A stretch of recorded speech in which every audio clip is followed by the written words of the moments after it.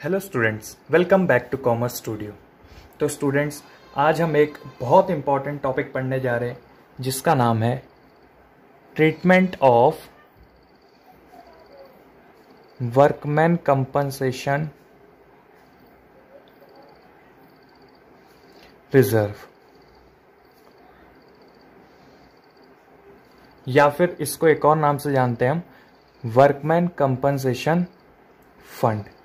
यानी जब भी मैं आपसे WCR बोलूँ या WCF बोलूँ तो आपको समझ जाना है मैं किस बात पे आपको जोर दे रहा हूँ। ठीक है, treatment of workman compensation reserve, ये आपके लिए एक इम्पॉर्टेंट टॉपिक है। तो ये शायद आप पहली बार सुन रहे होगे, या अगर आपने पहले भी सुना है तो कोई नहीं, मैं आपको समझाता हूँ ये क्या होता है। एग्जाम्पल से समझाता हूँ बच्चों में। मान लो मेरी एक फैक्ट्री है और मैं यहाँ खड़ा हूँ और मैं हूँ ओनर। मेरी फैक्ट्री में हम बहुत सारे, ऐसे सोच लो मेरी एक मिल है, कपड़ों की मिल है मेरी, जहाँ पे बहुत लंबे लंबे क्लोथ्स होते हैं और उनको काटा जाता है। तो मैंने फैक्ट्री में काम करने के लिए कुछ वर्कर्स भी रखे हुए हैं, ठीक है, और मेरी फैक्ट्री में बहुत बड़ी बड़ी मशीनें भी हैं। तो अब होता क्या है बच्चों, मैं ये करता हूँ कि अगर मैंने एक गुल्लक बनाई हुई है और मैंने इसमें नाम रखा हुआ है, इसका नाम WCF। इसका मतलब क्या हुआ, तो मैं इस गुल्लक में ना हर महीने या साल में एक फिक्स पीरियड में कुछ पैसे डालता हूँ, X रुपीज़ इसमें मैं डालता हूँ। ठीक है, इस गुल्लक को, एक स्पेसिफिक गुल्लक मैंने इसलिए बनाई है ताकि कोई भी मेरा वर्कर जो काम कर रहा है मेरी फैक्ट्री में या मेरी मिल में, अगर उसको किसी भी तरीके का लॉस होता है उसकी हेल्थ से रिलेटेड, लाइक बहुत बड़ी मशीनें हैं, शायद ऐसा हो सके कि उसको उसकी बॉडी का कोई पार्ट कट जाए, या ऐसा हो सके कि उसको कुछ मानसिक रोग हो जाए उस फैक्ट्री में काम करते वक्त, तो ऐसे टाइम के लिए बच्चों कंपनी का जो ओनर होता है वही पैसा देता है उस एम्प्लॉय को, या फिर उस जो भी उसने वहाँ पे लगाया होगा वर्कर को। ठीक है, तो ये पैसा एट अ टाइम ना रख के, इसीलिए ये पहले से व्यवस्था करता है इस पैसों की, कि अगर आने वाले फ्यूचर में मेरी फैक्ट्री में किसी भी वर्कर का हाथ कटता है या पैर कटता है, कुछ भी ऐसी अनहोनी होती है, तो मैं उसको पैसे यहाँ से निकाल के दे सकूँ। ठीक है, तो WCR का मतलब आप समझ गए, वर्कमैन कंपनसेशन फंड मैंने बनाया हुआ है कि अगर किसी भी वर्कर को कोई भी तरीके की चोट लगती है तो उसका इलाज करने के लिए उसको पैसा कंपनी से दिया जाएगा, और अगर ये चोट ज़्यादा भी हो सकती है या कम भी हो सकती है, तो इसीलिए मैं एक पैसा पहले से इकट्ठा करता हूँ। ठीक है, चलिए आप ये समझ गए होंगे कि WCR है क्या और इसको हम क्यों बनाते हैं। सबसे मेन क्वेश्चन यही है कि WCR क्यों बनाते हैं, और बच्चों ये 3 मार्क्स में भी आपसे पूछ सकता है कि आप WCR को क्यों क्रिएट करते हो। तो आप समझ गए होंगे क्यों क्रिएट करते हैं। चलिए अब मैं आपको इसको एग्जाम्पल से समझाता हूँ। तो एग्जाम्पल यहाँ लिखते हैं, ये एग्जाम्पल बहुत इंपॉर्टेंट है, इसको आप बच्चों नोट डाउन करना साथ के साथ। लिखा है A and B are equal partners। आगे लिखा है बच्चों, their balance sheet extract as follows। तो उनकी एक बैलेंस शीट का एक्सट्रैक्ट दिया हुआ है, मैं ऐसी बना देता हूँ। छोटी सी बैलेंस शीट एक बनानी है बच्चों। इस तरफ हमारी लाइबिलिटीज़ रुपीज़, इस तरफ एसेट्स और रुपीज़। तो WCR बच्चों हमारे लिए एक लाइबिलिटी होती है। तो मैंने अपनी गुल्लक में, या फिर आप देखोगे जितने भी रिजर्व, आपको पता चल रहा है रिजर्व है, और रिजर्व तो सारी लाइबिलिटीज साइड रहती हैं, ये बात आपको पता होनी चाहिए। तो WCR मैंने बोला मेरे पे पड़ा है 50,000 का, यानी मेरे गुल्लक में 50,000 रुपीज़ पड़े हुए।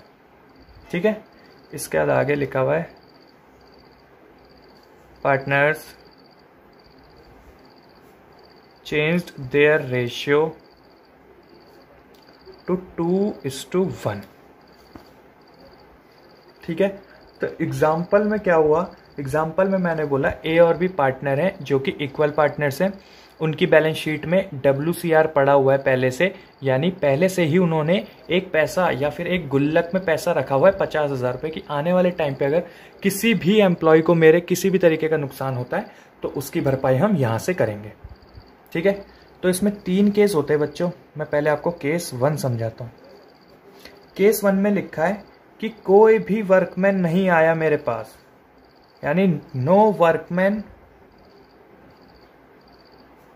कंपनसेशन लाइबिलिटी या फिर कोई भी क्लेम नहीं आया।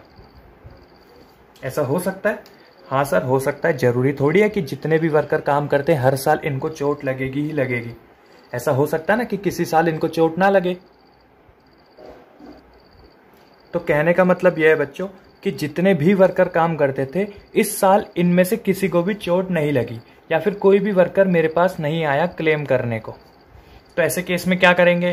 तो सर जो गुल्लक में पैसे थे उस गुल्लक को फोड़ के हम जो भी ओल्ड पार्टनर्स हैं उन्हीं को वो पैसा बांट देते हैं। ठीक है, तो इसकी क्या एंट्री होती है? इसकी एंट्री होती है WCR या फिर workman compensation reserve account debit to जो भी पार्टनर है, यानी A's capital account to B's capital account.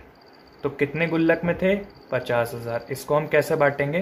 तो ये वाली बात ध्यान रखने वाली है कि हमेशा आप इसको ओल्ड रेशियो में ही डिस्ट्रीब्यूट करोगे बच्चों। तो ओल्ड रेशियो में आप इसको अगर डिस्ट्रीब्यूट करोगे तो 25,000 ए को मिलेंगे और 25,000 बी को मिल जाएंगे। इसका बी अगर आप बोलोगे तो क्या करा हमने?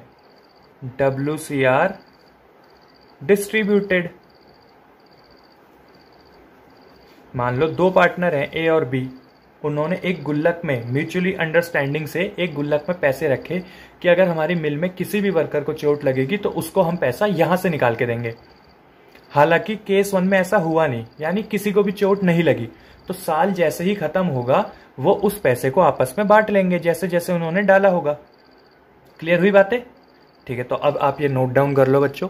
ये एक टॉपिक है जिसका एक छोटा सा एग्जाम्पल है, अगर आप चाहो तो नोट डाउन कर सकते हो या तो ना करो। एग्जाम्पल नोट डाउन करना, उसके बाद केस 1 करना है नोट डाउन।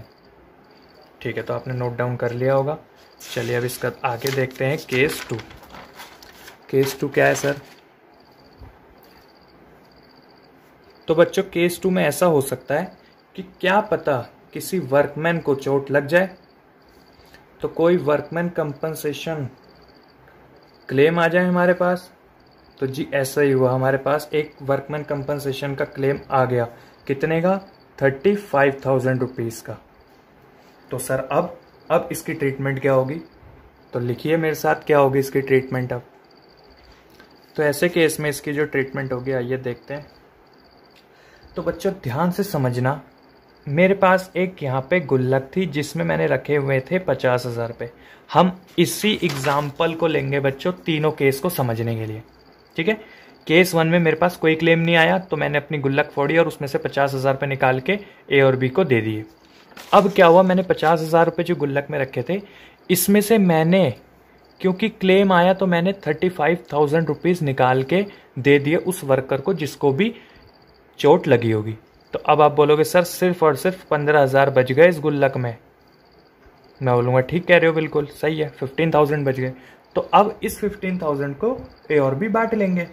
ठीक है सर, तो क्या इस 35,000 की कोई ट्रीटमेंट नहीं होगी? चलिए देखते हैं वही चीज़। तो इस बार भी एंट्री होगी WCR अकाउंट डेबिट, यानी हमारे WCR में कितने रुपए पड़े थे? तो वो थे 50,000 रुपीज़ टू WC लाइबिलिटी लिखते हैं बच्चों।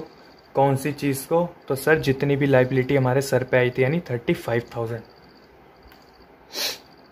अच्छा, ये कौन सी लाइबिलिटी आपको समझ आ गया? WC liability. जी हाँ, जो हमारे पास वर्कर आया था कि मेरे को चोट लग गई और हमने उनको उतना पैसा दिया था। ठीक है, लेकिन सर एंट्री तो अभी भी इक्वल नहीं हुई। तो अब जो पैसा बचा है गुल्लक में वो आप किसको बांटोगे?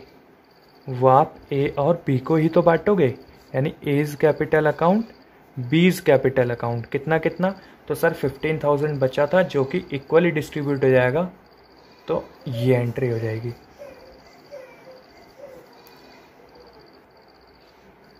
इसमें भी बीइंग हो जाएगा WCR डिस्ट्रीब्यूटेड। ठीक है सर, ये भी समझ आ गया केस। पिछले केस में क्या हुआ था कि कोई भी क्लेम नहीं आया तो हमने पूरा 50,000 AB में बांट दिया। इस बार थोड़ी सी आ गया तो हमने 50 में से 35 जो क्लेम था वो हटाया और बाकी का A और B को बांट दिया। ठीक है, यहाँ तक तो आपको क्लियर होगा। अब आते हैं केस 3। तो केस 3 में क्या है, इस बार क्या होगा बच्चों, वर्कमैन कंपनसेशन। सर क्या ऐसा हमेशा होगा कि जितना भी बाहर से जो हमारा वर्कर आया, जितना भी वो मांगे उतना हमारे पास सफिशिएंट बैलेंस इसमें पड़ा होगा? तो ऐसा ज़रूरी तो नहीं है। क्या पता उसको इस हिसाब से चोट लग जाए कि उसका पैसा बहुत ज़्यादा हो जाए, यानी 60,000 हम मान के चलते हैं। हमारे गुल्लक में तो सर सिर्फ 50 बचे हैं, लेकिन यहाँ पे तो क्लेम आ गया 60 का। तो अब क्या करें? अब तो A और B को कुछ मिलेगा नहीं, उल्टा ऐसा होगा कि A और B को अपने घर से और लाना पड़ेगा। ये बात समझ आ रही है सबको? क्योंकि हमारे पास पड़े हैं 50, अगर मैं ये पूरा गुल्लक फोड़ के भी दे दूं तो भी जो वो पर्सन आया है, मान के चलते हैं उसके हाथ में चोट लगी थी, तो उसका जो खर्चा आ रहा है वो आ रहा है 60,000। तो अगर मैं अपनी ये पूरी गुल्लक तोड़ भी दूं और उसको दे दूं तब भी 10,000 रुपये मुझे और देने पड़ेंगे उसको। तो ऐसे केस में क्या एंट्री होती है, WCR अकाउंट डेबिट तो होता ही है, जितने से हमारा गुल्लक था उतने का। थोड़ी सी लाइन छोड़ेंगे। और 2 क्यों हो रहा है? WC लाइबिलिटी की वजह से।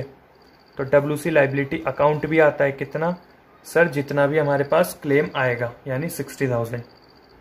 ठीक है, तो सर एंट्री तो बैलेंस नहीं हुई, तो इसी एंट्री को हमको लिखना पड़ता है रिवैल्यूएशन अकाउंट डेबिट, इसका बैलेंस यानी 10,000। इस केस में बच्चों A और B को कुछ भी नहीं मिलेगा। क्यों? क्योंकि इस गुल्लक में पैसा बचा ही नहीं। ये पूरा गुल्लक फोड़ के तो हमने पूरे उस पर्सन को दे दी जिसको चोट लगी थी। तो इसका क्या बीइंग बना? इसका भी सर वही होगा, WCR एडजस्टेड। तीनों केस होप आपको समझ आ गए होंगे, और WCR के सिर्फ यही 3 केस है बच्चों, इसके अलावा आपको कोई भी केस नहीं मिलेगा। यानी कि अगर मेरे पास जितना भी बैलेंस है, या तो उसमें से कुछ भी खर्च नहीं होगा, अगर कुछ भी खर्च नहीं होगा तो वो सारा पैसा हम अपने ओल्ड पार्टनर्स को बांट देंगे ओल्ड रेशियो में।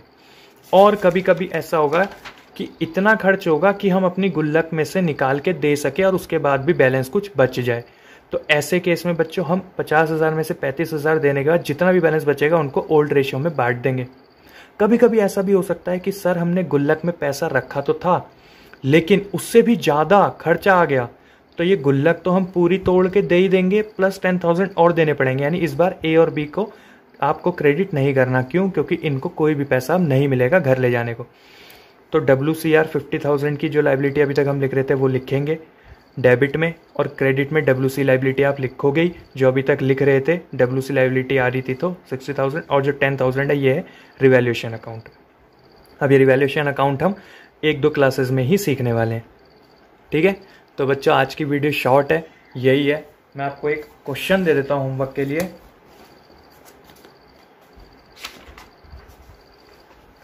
तो बच्चों आपको होमवर्क करना है इलस्ट्रेशन नंबर 7, ये रहा, और इसके कुछ ये 4 या 5 केसेस हैं, और ये रहे इसके आंसर। ठीक है, हम मिलेंगे बच्चों नेक्स्ट क्लास में, यानी कि कल। थैंक यू बच्चों। और बच्चों आपको एक अपडेट देनी है जो मैं देना चाहता था। एक्चुअली बच्चों मैं कुछ टाइम से अपने विलेज आया हुआ हूँ, ऑलमोस्ट 3 मंथ्स यहाँ पे मेरे को होने वाले हैं, और यहाँ पर रिसोर्सेज की बहुत कमी है, जिसकी वजह से आपकी वीडियोस रेगुलर नहीं आ पा रही।